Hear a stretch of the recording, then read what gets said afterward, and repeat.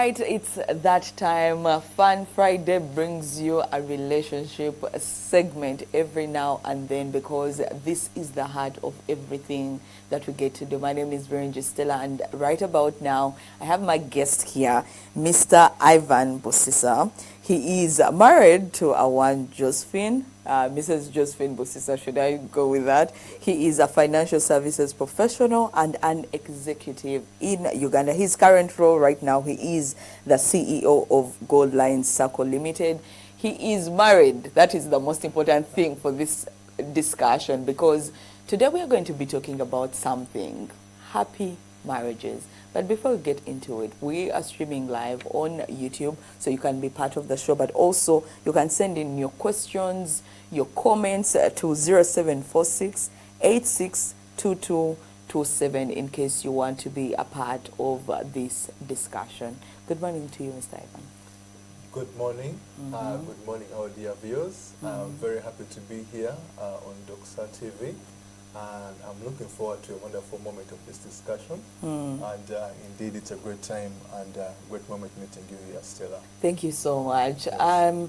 Now, you know what? There is a lot, especially from what we've been discussing during the break. Yes. But the most important thing is marriages that are working. Yes. And we are going to be discussing rediscovering the joys of marriage in this modern world. Yes. I can tell you that with every scroll on TikTok, after 3 posts, I'll find a woman or a man out there, things I should have known before marriage, things I should have talked about before marriage, things marriage and what you expect. What did you expect? It is quite a lot. It's like we are consuming a lot, but a lot of the bad. And I can sit here in my right and say, we are seeing so many divorces, but not because I've done the numbers. It's because with every scroll, I have seen divorce somewhere. So first things first, is there such a thing as happy marriages that are working? Are marriages still there? And are they actually happy? Are they working? We need to know that at first. Yeah, thank you. That's a good question. More so in this day and age where relationships are fragile. Yeah. And happy marriages are still there. They exist. When I was coming over, I was thinking about how things have evolved over the years. Okay. You know, the kind of marriages our parents had, our grandparents had. You know, these are marriages that would last, 10, 50 years. Personally, my parents have been together 48 years now. And you see that the example of good marriages is there. Okay. Only that in this day and era, because I'm a millennial, the millennials are probably born between 85 to 95. Yeah. That was pre-internet era. The millennials have had the chance of seeing what it's like to have a marriage where two people agree, even in moments where it's difficult, okay? I can't say everything was rosy for my parents, but I was able to watch and see them go through these dark, their ups and downs, and it's from there I was able to pick up the nuggets that I'm using to run my marriage. So happy marriages are there. Still there. They are still there and they exist, only that in this era of the Gen Zs, we are really covered up with what you've said, the TikToks and the social media, and unfortunately, there's a way bad news makes its rounds. Yeah, it goes around so fast, so you literally think the world is on fire. Everything's on fire. But from my experience and the people I've interacted with, more especially in my circles, I have very, very good people who are happily married and not old. Where I come from. Okay, yeah, not old. That is important to know that they are young people and happy in marriage. Yes, in my circle, I think my wife and I are the oldest in marriage. Okay. Yeah, we are, in my circle, we have about 15 couples that are married. Okay. More than 15 young people, but for us, we are about almost 10 years into marriage now. Yes. But I can tell you all these young people are committed to their marriages. Okay. So I think it's the good marriages and happy ones are still there, but it's, I think, what is flooding social media or what is flooding the picture out there that things are not working out is what is clouding our eyes, showing that things are hot in the homes. You know, you've said it, and I remember I heard it from a lady out there who said, always the first person to the mic is the one who gets the ear. Yes. After that, no one is listening, no one Yes. is taking whatever you have to say. Yeah. So in most cases, if the divorced people are the ones taking on the mic first, Yes. and they're telling us how they shouldn't have gone into it, Yeah. in most cases, by the time the married person comes and they say they're happily married, we're like, you're lying. We can Sure, read yeah. between the lines. So Yes. when you put it that way, I see it. Now, give me some of the everyday moments within marriages that Yeah. make it happy, even those small things that go unnoticed. Yeah. Because sometimes in marriage or in life, we seek out the grand gestures. Yes. Until he brings flowers, then I Yes. will know. Yeah. Until he proposes from there. But I want to believe that also in the small details, Yes. there can be happiness derived from it. Can you give us some of the small things in marriages, especially to reignite that married person right there, Yeah. who is overlooking that, Yeah. seeking out to the time they will leave the kameza, Okay. or the so what Sure. are some of the everyday examples, small details that happen and can go unnoticed? Okay. Now, first of all, there are very many things I can put out there. Like I said, a relationship or a marriage is unique. Yes. Okay? Is unique to the person. So the first thing we need to understand is that you need to appreciate the person that you are with. Yes. Yeah, I can't look at Stella's relationship and compare it to mine, okay? Because the two of you are very different from our couple. Because the reason I'm bringing that up is a happy marriage doesn't begin from the time they say I do, Oh, okay? okay. That is when the problem comes in.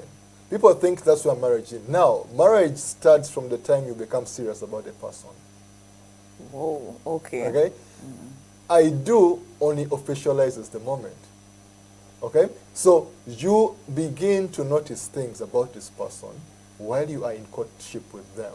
Okay. And the problem, or maybe the illusion that we have, and I will stay on subject, I won't deviate a lot. But the illusion that we have is that once we are married, this and this about this person will change. Will change, yes. Okay. We look at it, Yeah. actually, we look at the moment of I do Yes. as the destination. Once we get there, then Yeah. the good stuff Yeah. start to happen. And yet, the moment of I do is just enrollment.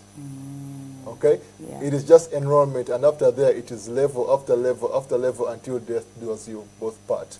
Yeah. But the things that keep a marriage happy, I'll use my example. My wife and I were friends. Okay. I didn't even think I would marry her. It didn't even cross my mind that it will at one point to occur that I'll take this lady down the aisle and make her my wife. I didn't even think about proposing to her. Okay. So, but we were friends. That is why everything has carried on from now on. Because as human beings, we have weaknesses and never-ending weaknesses. And the funny thing is, every other year, you discover something wrong about your partner. Because we are human and we keep on changing. Yes. Yeah. So if you want to have a good marriage, the basis is, now for me, is that we are friends.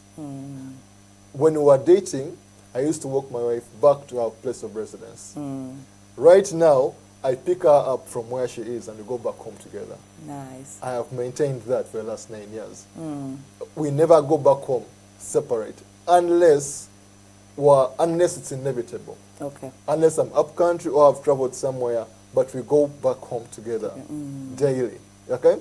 Even when I am so busy somewhere, at least I have to make sure that we go back home together. Okay. Okay? Secondly, my wife and I have good conversation. Okay? Even when we But are I feel like disagreeing. all those are so big. I Yeah. want the small Yes. details. They seem to be so big, but they're the tiniest one that keep us going. Right. You can't have according to your, yeah. Yeah, you can't have conversation, okay? You can't pick her up, because those are the things we despise a lot. Yes. The problem is not the small thing or the big things, it's the things you overlook. Oh, interesting. Yes. Yeah? So the things you overlook is what brings the problem, okay? So if in your courtship, Stella and your fiancé is not hearing, and you keep on saying, you are, and he keeps on, let's say, yelling at you, okay, when something, he may not be the bad person, but let's say something just goes wrong. Yes. And maybe doesn't go his way. And his way of reacting is by yelling. and it may not necessarily be the cause, but the year. Okay, if you don't address that well in courtship, it's going to go on into marriage. Because I could think that Yeah. I will not upset him. Going forward, I'll make sure I don't upset him. That is the illusion we get. So you think when you get into marriage, you will stop yelling. And the funny thing is when you get into marriage, it just triples or quadruples. Where is that, though? Yeah. So why that is because the burden that we have while we are single, okay, is very much different when you come to one person, to another person, and you join and become one. Yes. Because previously you are alone. You are making decisions by yourself. Okay? But now, yeah. Yeah? The weakness I used to have is that I was so used to making decisions by myself as a person. And so many things that, and I used to leave my wife out on so many things. And that was her big, major complaint. I think even after today, she's still complaining about it. Yeah? But it's a weakness that we didn't address while we were dating. It magnified while we were married. Okay? And as a person who is into finances, I think very fast.